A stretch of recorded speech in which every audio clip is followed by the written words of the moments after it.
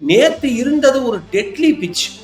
நான் மட்டும் இல்ல, நிறைய பேர் கிரிட்டிசைஸ் பண்ண விராட் கோலி பாகிஸ்தானுக்கு எதிராக வெளுத்து கட்டுறாவே இல்லையா? நீங்க ஹர்ஷதீப் மட்டும் நேத்து மேட்ச்ல இருந்திருந்தாருன்னா அந்த 150 பார்ட்னர்ஷிப்லாம் நடந்திருக்காது.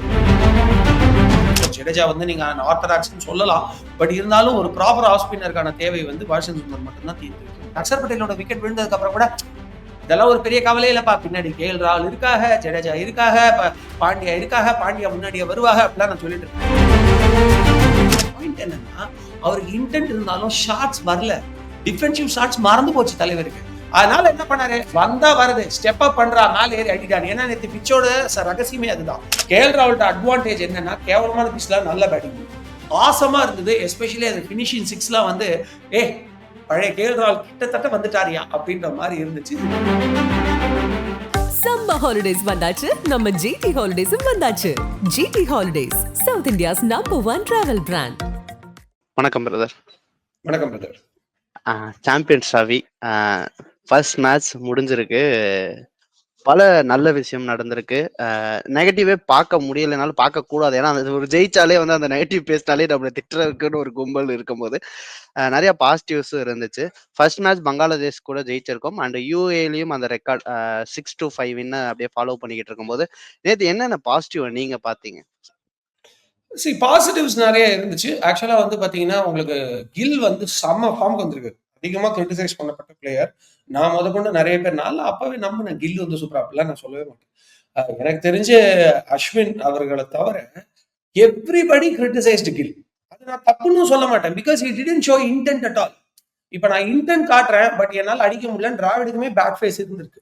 ஓகேங்களா? பட் அந்த இன்டென்ட் என்னைக்குமே குறைஞ்சது கிடையாது. ஆனா இவர் அவுட் ஆன விதம், ஒரு ஸ்பின்னர் பால்ல போல்ட் ஆயிட்டு இப்படி பார்த்தது இந்த டெஸ்ட் மேட்ச்ல நியூசிலாந்துக்கு எதிராக வந்து ஷாக்கிங்கா இருந்துச்சு. அதனால எவ்ரிபடி கிரிட்டிசைஸ்ட். பட் அதை மீறி 4வது 50+ ரன் அடிக்கிறாரு தொடர்ச்சியா, அதுல 2 செஞ்சுரி அப்படிங்கிறது வந்து Gill deserves an appreciation. But having said that, again ஒரு இந்தியா ஓரியன்டட் கண்டிஷன்ல தான் இவர் இவ்வளவு பிளே பண்றாருன்ற ஒரு குற்றச்சாட்டு இருந்தாலும், நேத்து இருந்தது ஒரு டெட்லி பிச். அதுல அவர் நின்று செஞ்சுரி போடுறாருங்கிறது வந்து you cannot take the credit away from him. அதுவும் அப்ப இருந்த அந்த ஒரு ப்ரெஷர் சிச்சுவேஷனுக்கு. So he battled very well. அதாவது cricket is not about scoring 100 runs in 80 balls. It is also about scoring 100 runs in 111 balls இல்ல 120 balls அப்படின்னு அவர் prove பண்ணது வந்து பேஸ்ட் ஆன் த சிச்சுவேஷன் நீங்க விளையாடணும் அப்படின்னு ப்ரூவ் பண்ணது. இந்த இன்டென்ட்டை தான் நாங்கள் எதிர்பார்த்தோம். That is very good positive. அதுக்கப்புறம் இன்னொரு விஷயம் என்ன அப்படின்னு பாத்தீங்கன்னா, அக்ஷர் பட்டேல் சூப்பரான ஃபார்ம் வந்திருக்காரு போலிங்க்கு. அண்ட் ஆஸ் யூஷுவல் நம்மளோட ஆல்ரவுண்டர்ஸ் அண்ட் கேஎல் ராகுல் அவரோட எபிலிட்டி காமிக்கிறதுக்கு ஒரு வாய்ப்பு கிடைச்சது. நீங்க நம்புவீங்களா இல்லையான்னு எனக்கு தெரியல, பட் கேஎல் ராகுல் உள்ள வந்தோடனே நான் சொன்னேன், ஓகே இதுக்கு மேல விக்கெட் விடாது, கில்லும் கேஎல் ராகுலும் முடிச்சிருவாங்க. உங்களுக்கு ஆஸ்திரேலியா மேட்ச் ஞாபகம் இருக்கும், டக்குன்னு 3 விக்கெட் குதிச்சு 2023 world cup first match in Chennai. அதுக்கப்புறம் கேஎல் ராகுலும் இவரும் பார்ட்னர்ஷிப் போட ஆரம்பிச்சாரு, விக்கெட்டே உள்ள அழகா மேட்ச் எண்டு வரைக்கும் முடிச்சாங்க. லாஸ்ட்ல ஒரு சில விக்கெட் விழுந்தா கூட கேஎல் ராகுல் வாஸ் நாட் அவுட். ஸோ அதே மாதிரி தான் இந்த மேட்ச் நடக்க போகுது அப்படின்னு நான் சொன்ன மாதிரியே கேஎல் ராகுல் finished it. So he proved his ability. It was very good to watch. இப்போ வந்து ரோஹித் சர்மா பத்தி பேசிட்டே ஆகணும். அந்த கேப்டன்ஷிப்ல இருந்து ஸ்டார்டிங் அவரோட ஃபீல்டிங் இதுல இருந்து நேற்று டீமோட பிளேயிங் 11லயே நம்ம எதிர்பார்க்காத ஒரு ட்விஸ்ட் என்னன்னா, ஹர்ஷ்தீப் சிங் தான் ஃபர்ஸ்ட் ப்ரையாரிட்டியா இருப்பான்றப்ப ஹர்ஷித் ராணா அவர் கொண்டு வந்து பவர் பிளேல செகண்ட் ஓவர் விக்கெட்டும் எடுத்தாரு. ஸோ அந்த பிளேயிங் 11ல இருந்த சேஞ்சஸ் பத்தி, ஹர்ஷித் ராணாக்கு ஃபர்ஸ்ட் ப்ரையாரிட்டி கொடுக்குறாங்கல்ல, அது இந்த மேட்ச் ஒர்க் அவுட் ஆயிருக்கு. நெக்ஸ்ட் மேட்ச்ல இது ஒர்க் அவுட் ஆகுமான்ற ஒரு கேள்வி இருக்கலாம். ஒர்க் அவுட் ஆனாலும் இது ஒரு பிளண்டர் அப்படிங்கிற வார்த்தையை நான் மாத்திக்கவே மாட்டேன். ஏன்னா நல்லா பாருங்க, நேற்று அந்த ஒரு டிராப் கேட்ச் முடிஞ்சதுக்கு அப்புறம் 150 ரன் கிட்டத்தட்ட பார்ட்னர்ஷிப் கொடுத்துருக்கோம், விச் இஸ் அ கிரைம். நீங்க பங்களாதேஷ் மாதிரி ஒரு டீம்கிட்ட வந்து இதை நம்ம விட்டுட்டோம் அப்படின்னா பரவாயில்ல, ஒரு டிராப் கேட்ச் நமக்கும் அவங்க விட்டாங்க, அதனால we were able to survive. இந்த மாதிரி ஒரு டெட் பிச்ல நீங்க ஆப்பனண்ட்டுக்கு 150 பார்ட்னர்ஷிப் கொடுக்கறதுங்கிறது நியூசிலாந்து மாதிரி பாகிஸ்தான் மாதிரி டீம் கிட்ட எல்லாம் நடத்தினீங்கன்னா எப்ப வேணா சமாளிக்கிட்டுவாங்க. பாகிஸ்தான் கூட விட்டுருங்க பாஸ், பாகிஸ்தான் நம்ம டீம் வேற மாதிரி விளையாடுவாங்க. நான் இப்ப சொல்றேன், நோட் பண்ணிக்கோங்க. எனக்கு என்னோட ப்ரெடிக்ஷன் இது, it might go wrong, but என்னுடைய ப்ரெடிக்ஷன் என்ன சொல்லுதுன்னா, நான் மட்டும் இல்ல, நிறைய பேர் கிரிட்டிசைஸ் பண்ண விராட் கோலி. ஓகேங்களா? ஏன் கிரிட்டிசைஸ் பண்ணோம்? அதே ரீசன் தான். விளையாட தெரிஞ்சும் வேணும்னே விளையாட மாட்டேங்கிற, because of anger over Gambhir. ஆனா அப்படிப்பட்ட விராட் கோலி பாகிஸ்தானுக்கு எதிராக வெளுத்து கட்டுறாவே இல்லையா பாருங்க. Provider if we chase and maybe if we are chasing a bigger target, அவர் தான் கீ பிளேயராகவே இருப்பார். ஓகேங்களா? ஏன்னா பாகிஸ்தான் கிட்ட அவரோட ரெக்கார்ட் சாதாரணமானது இல்லை. அது 2022 வேர்ல்டு கப் பத்தி மட்டும் நான் பேசல, அதுக்கப்புறம் நடந்த ஏஷியா கப் 2023 ஏஷியா கப்ல ஒரு அடிச்சடியா இருக்கட்டும், அதுக்கப்புறம் அவர் பாகிஸ்தான் பல மேட்சுகள்ல செஞ்ச சம்பவங்களா இருக்கட்டும். So he is going to prove. But அப்படி ஒரு ஆப்பனன்ட் டீம், பட் நியூசிலாந்து மாதிரி நான் பல முறை நியூசிலாந்து பத்தி சொல்லியிருக்கேன், பொட்டலம் கட்டிடுவாங்க. நீங்க ஒரே ஒரு சான்ஸ் அவங்களுக்கு கொடுத்தீங்கன்னா, நம்ம டீம் மட்டும் இல்ல எல்லா டீமுக்கு எதிராக அவங்க அப்படிதான். அவங்க ரொம்ப பயங்கர ஸ்ட்ராங் நேம்ஸ் எல்லாம் கிடையாது எக்ஸப்ட் ஃபார் வில்லியம்சன். ஆனா நீங்க அவங்களுக்கு ஒரு சான்ஸ் கொடுத்தீங்கன்னு வச்சுக்கோங்களேன், அதை வச்சு பெட்ஷீட் தைக்கும். நீங்க இந்த மாதிரி எல்லாம் ஒரு 150 பார்ட்னர்ஷிப் கொடுத்தீங்கன்னா வாட் அவுட் அடிச்சிருவாங்க நியூசிலாந்து. அதனால அதுவும் சாம்பியன்ஸ் டிராஃபில அவங்க கிட்ட நமக்கு நிறைய நெகட்டிவ் எக்ஸ்பீரியன்சஸ் இருக்கு. ஓகேங்களா, நம்ம வந்து இண்டிவிஜுவலா சூப்பரா ஜெயிக்க வேண்டிய 2வது சாம்பியன்ஸ் டிராஃபியை நம்ம கிட்ட போனது அவங்க தான். அதாவது செகண்ட் எடிஷன் நான் சொல்ல வரேன். அதுக்கப்புறம் தான் 3rd எடிஷன்ல ஷேரிங், அது பேட்ல அதை வச்சுக்கோங்க, அதை விட்டுருங்க. அதுக்கப்புறம் 2013 நம்ம ஜெயிச்சோம். But second edition of the Champions Trophy நம்ம ஜெயிச்சிருக்க வேண்டியது, அதை நம்ம கிட்ட 30% நியூசிலாந்து. அப்போ அவங்க வீக் டீம் தான். ஒரே ஒரு ஆப்பர்ச்சுனிட்டி கொடுத்தா 3 ரன் அவுட் ஜெயிச்சிட்டாங்க. சோ அப்படி இருக்கும் பொழுது நீங்க ஹர்ஷதீப் மட்டும் நேத்து மேட்ச்ல இருந்திருந்தாருன்னா அந்த 150 பார்ட்னர்ஷிப்லாம் நடந்திருக்காது. ஒரு டிராப் கேட்ச், அதுக்கப்புறம் நீங்க ஸ்பின்னர்ஸை தொடர்ந்து போட விட்டீங்க. ஸ்பின்னர்ஸ் அவ்வளவு அழகா ஆடினாங்க. the batsmen do not take the credit from them, they played very well. Especially Ali வந்து அவ்வளவு சூப்பரா விளையாடுவார் நான் எதிர்பார்க்கவே இல்லை. பட் அஷப் கோக்லே சொல்லியிருந்தாரு, தமிழ் கமெண்ட்ரிலயுமே சொல்லியிருந்தாங்க அவருக்கு நல்ல பொட்டன்ஷியல் இருக்குன்னு. they played very well.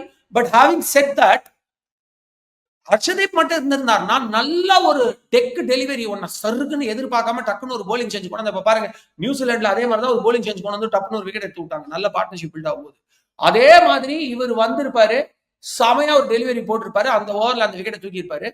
நம்மளோட டார்கெட் வந்து 150 கூட தாண்டி இருக்காது. அப்ப இவ்வளவு ஸ்ட்ரகிள் பண்ணிருக்க வேண்டி இருந்திருக்காது. புரியுதா நான் சொல்றது? ஏன்னா பிச்சு மட்டமான பிச்சு. சோ நீங்க ஹர்ஷதீப் இல்லாம போறது ஒரு பிளண்டர். 3 விக்கெட்டுமே எடுத்திருந்தாலும் ஹர்ஷித் ராணா உட்கார வைப்பாங்க நான் நம்புறேன். மேபி அவங்க பங்களாதேஷுக்கு எதிராக நம்ம ராணாவை பயன்படுத்திக்கலாம், ஹர்ஷதீப் வந்து மெயின் மேட்சஸ் வரட்டும் நினைச்சிருக்கலாம் அப்படின்னு தான் நான் யோசிக்கிறேன். அப்படி இல்லாம ஹர்ஷதீப் உட்கார வச்சாங்கன்னா அது பிளண்டர்.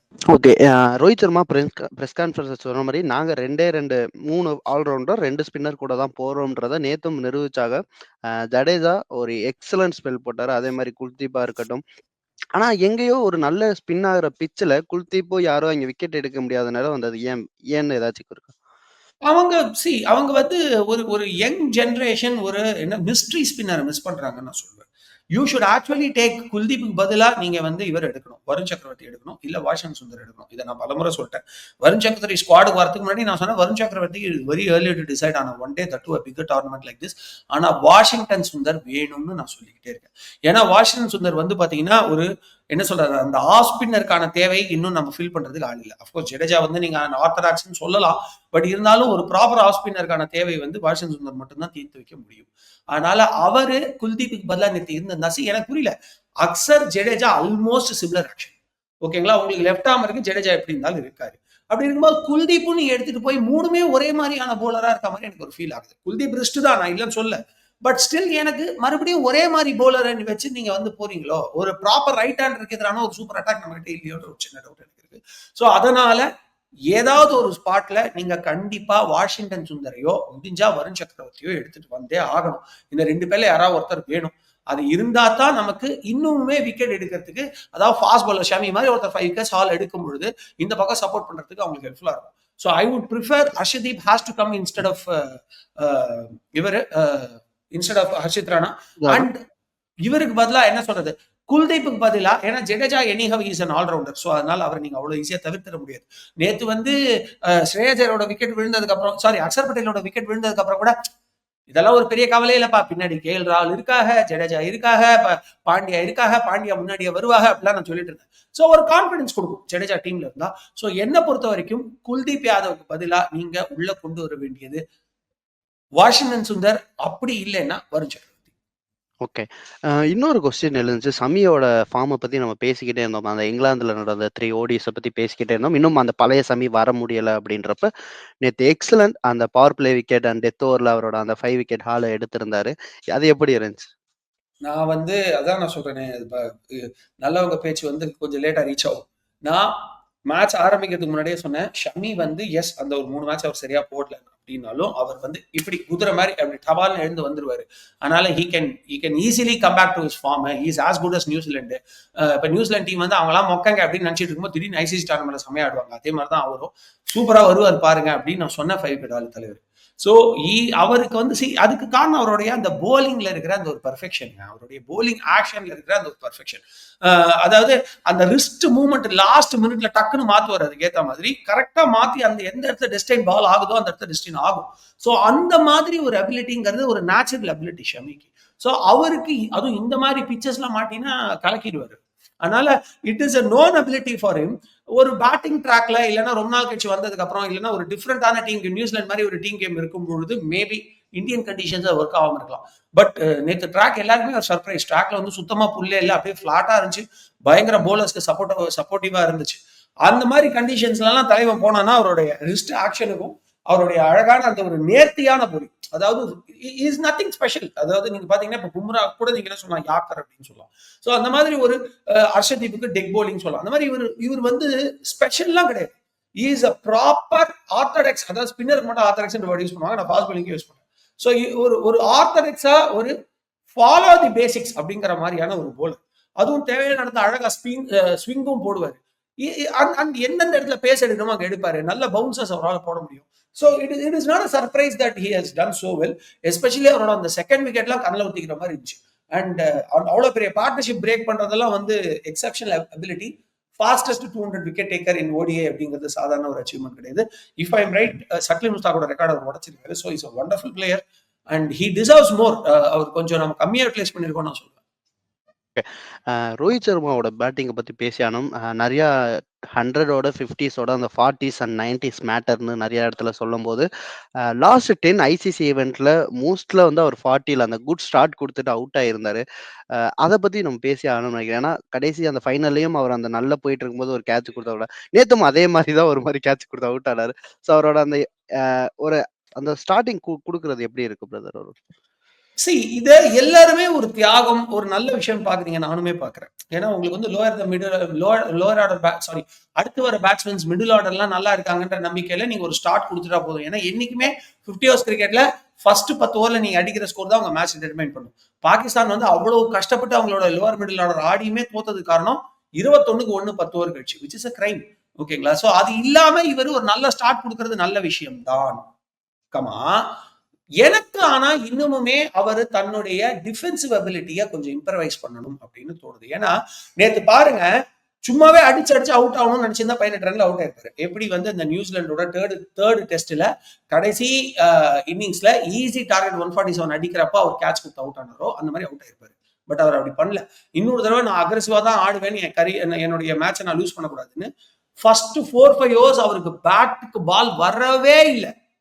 அப்போ நிதானமா பால வேஸ்ட் பண்ணாரு. நமக்கு டார்கெட் சின்னதா தான் இருக்கு, நம்ம இப்பவே ஒரு ஏர்லி பிரேக் த்ரூ கொடுத்துட கூடாது, பிச்சு ரொம்ப மோசமா இருக்கு, பசங்க எப்படி ஆடுவாங்கன்னு தெரியாது, நம்மளால முடிஞ்ச வரைக்கும் ஆடணும் அப்படின்னு மேக்சிமம் பொறுமையா ஆட ட்ரை பண்ணாரு. பாயிண்ட் என்னன்னா, அவருக்கு இன்டென்ட் இருந்தாலும் ஷாட்ஸ் வரல, டிஃபென்சிவ் ஷாட்ஸ் மறந்து போச்சு தலைவருக்கு. அதனால என்ன பண்ணாரு, வந்தா வருது, ஸ்டெப் அப் பண்றா, மேல ஏறி அடிட்டாரு. ஏன்னா நேற்று பிச்சோட ரகசியமே அதுதான். நீங்க ஸ்டெப் டவுன் பண்ணி அடிச்சீங்கன்னா ஃபாஸ்ட் பவுலர்ஸை நீங்க விட்டு கீழ்ச்சிடலாம். ஸ்பின்னர்ஸ் தான் ரொம்ப டஃபா இருந்தது. ஏன்னா நீங்க ஸ்டெப் டவுன் பண்ணி ஸ்பின்னர்ஸ் அடிக்கும் பொழுது உங்களால பால் கரெக்டா எங்க வருதுன்ற டைரக்ஷன் ஜட்ஜ் பண்ண முடியல. அங்கதான் பிரச்சனையாச்சு. சரிங்களா? ஏன்னா அவன் இன்னும் ஷார்ட்டா போட ஆரம்பிச்சான். ஆனா ஃபாஸ்ட் பவுலர்ஸை ஸ்டெப் டவுன் பண்ணி அடிக்கிறது தான் ரொம்ப ஈஸியா இருந்துச்சு. அதை அழகா பண்ணாரு. சில இடங்கள்ல நின்ன இடத்துல சூப்பரான ஷாட்ஸ் ஆடினாரு. பட் அவர் டிஃபென்ஸ் ஆட தெரிஞ்சிருந்தால் அவர் இன்னொரு லாங் இன்னிங்ஸ் கூட ஆடி இருக்கலாம். அவர் 40ல மிஸ் பண்றாருங்கிறது வந்து நீங்க உண்மையிலே பாராட்ட வேண்டிய விஷயம் தான். என்னுடைய மைல் ஸ்டோன்ஸ் எனக்கு முக்கியம் இல்ல, டீம் தான் முக்கியம் நாடுறாரு. பட் எனக்கு அந்த பழைய ரோஹித் சர்மா 50 ஓவர்ல பார்க்கணும்னு ஆசையா இருக்கு. அட்லீஸ்ட் இந்த ஒரு டோர்னமெண்ட்லயாவது அந்த பழைய ரோஹித் சர்மா என்ன பண்ணுவாரு, சிக்கர் தவன் ஒரு பக்கம் ஆட விட்டுட்டு இந்த பக்கம் அவர் கொஞ்சம் பொறுமையாவே ஆடுவார். நல்லா அப்பெல்லாம் ஸ்ட்ரைக் ரொட்டேட்டிங் ஷாட் சூப்பரா இருக்கும் அவர்கிட்ட. அப்படி ஆடி ஃபர்ஸ்ட் ஒரு 30-40 ரன் கொஞ்சம் ஸ்லோவா தான் வரும் அவருக்கு. அந்த 50 தாண்டினதுக்கு அப்புறம் ஆக்சலரேட் லைட்டா பண்ணுவாரு. அந்த 100 தாண்டினதுக்கு அப்புறம் அவரோட ஒரு கேம் 3 மடங்கு ஸ்பீடா இருக்கும். நீங்க யோசிச்சு பாருங்களேன், இதே கேம ரோஹித் சர்மா ஆடி, ஏன்னா இனிமே இந்த ட்ராக்ல தான் ஆட போறோம், இந்த ட்ராக் பயங்கர டெட்லியா இருக்கு. அப்ப நீங்க கொஞ்சம் டிஃபென்ஸ் டெக்னிக்கை இம்ப்ரவைஸ் பண்ணிட்டு ஒரு 30 ஓவருக்கு மேல நீங்க நின்று இதே மாதிரி அவரெல்லாம் வந்து கில்லு மாதிரி 40 ஓவர் வரைக்கும் எல்லாம் 100 கொண்டு வர மாட்டாரு. 30 ஓவர்ல அடிச்சிருவாரு. 30 ஓவர்ல அவர் செஞ்சுரி அடிச்சுட்டு பிச்சில் இருந்தாருன்னு வச்சுக்கோங்களேன், 150 குறையாம உள்ள போக மாட்டார் தலைவர். செம்ம அடி. அடுத்த 3-4 ஓவர்ல 60 ரன் வந்துடும். போதும் உங்களுக்கு. ஒன் டேல அது போதும். ஒன் டேல ப்ராப்பரா பாத்தீங்கன்னா 100 பால்ல 110 பால்ல 100 ரன் அடிச்சா கூட போதும். நேத்து கில் பண்ணது பர்ஃபெக்ட் ரோல். அந்த மாதிரி பண்ணாலே போதும். இவர் அதையும் மீறி 100 ரன்னுக்கு மேல நின்ட்டாருன்னா பாலே வேஸ்ட் பண்ணா கூட அப்புறம் இவருடைய ஹிட்டிங் எபிலிட்டி உலகமே அறியும். சோ அட்லீஸ்ட் இந்த பிட்ச்லயாச்சும் அவரு கொஞ்சம் டிஃபென்சிவ் ஷாட்ஸ் பெட்டரா ஆடி ஒரு லாங் இன்னிங்ஸ் ஆடணும்னு ஆசை. அதுக்கப்புறம் வந்து எனக்கு வந்து லைக் கோலியுமே அந்த 22 ரன் அடிச்சிருந்தாரு. இன்னும் அது ஒரு இது. அதுக்கப்புறம் கேஎல் ராகுல் நம்ம நிறைய இடத்துல வந்து கேஎல் ராகுலுக்கு அந்த இது கொடுக்கும்போது நேத்து அவர் ப்ரூவ் பண்ணாரு. என்னால 6த்லயே என்னால இறங்கி அடிக்க முடியும் அப்படின்னு ப்ரூவ் பண்ணியிருந்தாரு. ஸோ அந்த இது எப்படி இருந்துச்சு ப்ரோ? டோட்டலா நேத்தோட வின் எப்படி இருக்கும்? கேஎல் ராகுலுக்கு நான் முழு கிரெடிட் கொடுத்துருக்கேன். இதை நான் இப்ப சொல்லல, முன்னாடியே சொல்லியிருந்தேன். அவர் டொமஸ்டிக் கிரிக்கெட் ஆடி திருப்பி வரணும், உங்களோட இன்டென்ட்டை நீங்க திருப்பி காட்டணும் தான் நான் சொன்னேனே தவிர கேஎல் ராகுலோட எபிலிட்டியை நான் குறைச்சி இட போடல. நான் எபிலிட்டியை குறைச்சி இட போடுறது ஒரு சில பிளேயர்ஸ் பண்ணியிருக்கேன். அது வந்து பாத்தீங்கன்னா ஹூடாவை கலாச்சி விட்டுருக்கேன். அதே மாதிரி நிறைய பிளேயர்ஸ், அந்த மாதிரி நிறைய பிளேயர்ஸ் இவரெல்லாம் எதுக்கு டீம்ல இருக்காருன்னே தெரியலன்னு சொல்லியிருக்கேன். பட் கேஎல் ராகுல் is a very big add on. அவர் வந்து எல்லாருமே அவர் தான் 5th பொசிஷன் வரணும், அவர் ஏன் நீங்க 6th இறக்குறீங்க, இட்ஸ் அ கிரைம் அப்படிலாம் சொன்னப்போ சிச்சுவேஷன் பார்த்து இறக்கணும். லெஃப்ட் ஹேண்டர் தேவைப்பட்டா அக்சர் பட்டேல் இருக்குங்க, ரைட் ஹேண்டர் தேவைப்பட்டா கேஎல் ராகுல் இருக்குங்க. விக்கெட்ஸ் நிறைய நம்ம கிட்ட விக்கெட்ஸ் வந்து நம்ம அவ்வளோ லூஸ் பண்ணல, நல்ல ரன் ரேட்ல இருக்கோமா, அக்சர் பட்டேல் இருக்குங்க. விக்கெட்ஸ் ரொம்ப ஏர்லியா லூஸ் பண்ண கொஞ்சம் சீக்கிரமே வரணுமா, கேஎல் ராகுல் இருக்குங்க. அந்த 5th பொசிஷன் சிச்சுவேஷன் பார்த்து இறக்குங்க. நான் 6th வந்தாலும் ஆட முடியாதுன்னு கேஎல் ராகுல் சொல்லக்கூடாது. அவர் ஆடுற அபிலிட்டி இருக்கு, அவர் 5th தான் பெஸ்ட் ரெக்கார்டு வச்சிருக்காருன்னு நான் சொன்னேன். And he proved what we said. So எதுக்காக அந்த பொசிஷன் அவருக்கு கொடுக்கப்பட்டதுன்னா இதுதான் கொடுக்கப்பட்டது. ஒருவேளை ஏர்லி விக்கெட்ஸ் விழுந்து அக்சர் பட்டேலாலையும் எதுவும் பண்ண முடியலன்னா அந்த டைத்துல ஒரு ஸ்டெடி இன்னிங்ஸ் ஆடக்கூடிய அபிலிட்டி உள்ள ஒரு பிளேயர். சோ இது எப்படின்னா கிட்டத்தட்ட ஒரு ஓபனர் 5th டவுன் இருக்கிற மாதிரி எல்லாமே. ஏன்னா நிறைய மேட்ச் நீங்க பாருங்க, இந்தியா சமீபத்துல இப்படிதான் கொலாப்ஸ் ஆயிருக்கு. நல்ல பேட்டிங் ஆர்டர், ஆனா ஒரு நாள் திடீர்னு எல்லாருமே சொதப்பல ஆடுவாங்க. சோ அந்த மாதிரி சிச்சுவேஷன்ல one person who can still play a longer innings down the order அப்படின்னா அதுக்கு மிகப்பெரிய அட்வான்டேஜ் டீமுக்கு.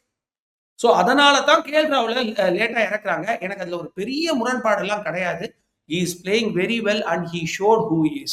ஒரு பக்கம் சுப்மன் கில் சூப்பரா விளையாடிட்டு இருந்தாரு, ஒரு பக்கம் கேவலமான பிச்சு. கேஎல் ராகுல்ட அட்வான்டேஜ் என்னன்னா கேவலமான பிச்ல நல்ல பேட்டிங். ஏன்னா அதாவது எல்லாருமே அடிக்கக்கூடிய பிச்ல அவர் ஓவர் எக்ஸைட் ஆகி ஏதாவது ட்ரை பண்ணி மிஸ் பண்ணுவாரு. பட் யாருமே அடிக்க முடியாத பிச்ல தான் அவரோட அபிலிட்டி சூப்பரா வெளிப்படும். ஏன்னா அவருடைய ஷார்ட் செலெக்ஷன் அந்த மாதிரி. சோ ஆசமா இருந்தது. எஸ்பெஷலி அது பினிஷிங் 6லாம் வந்து பழைய கேஎல் ராகுல் கிட்டத்தட்ட வந்துட்டாரியா அப்படின்ற மாதிரி இருந்துச்சு. இது டீமுக்கே ஒரு மிகப்பெரிய அட்வான்டேஜ். கம்மிங் பேக் டு கோலி, நான் திருப்பியும் சொல்றேன், கோலியை நான் நிறைய கிரிட்டிசைஸ் பண்ணதெல்லாம் இன்டென்ட் இல்லாம வேணும்னே அவுட் ஆகும் போது. ஆனா நேத்து அவர் வேணும்னே அவுட் ஆகலங்க. He tried is best. ஆனா லெக் பிரேக்குக்கு 5வது தடவை அவுட் ஆயிருக்காரு கடந்த 6 இன்னிங்ஸ்ல. அது வந்து மிக வருத்தத்துக்குரிய ஒரு விஷயம். அதுல அவர் ஏன் ஒர்க் பண்ண மாட்டேங்கிறான்னு எனக்கு புரியல. ஏன்னா இன்னுமுமே நான் பேட்டிங் பிராக்டிஸ் பண்ணுவேன், I will keep on improvising my செல்ஃப்னு சொன்ன பிளேயருக்கு இப்ப லெத்தர்ஜி வந்துருச்சான்னு எனக்கு தெரியல. சம்மர் ஹாலிடேஸ் வந்தாச்சு, நம்ம ஜிடி ஹாலிடேஸும் வந்தாச்சு. GT holidays, south India's number 1 travel brand.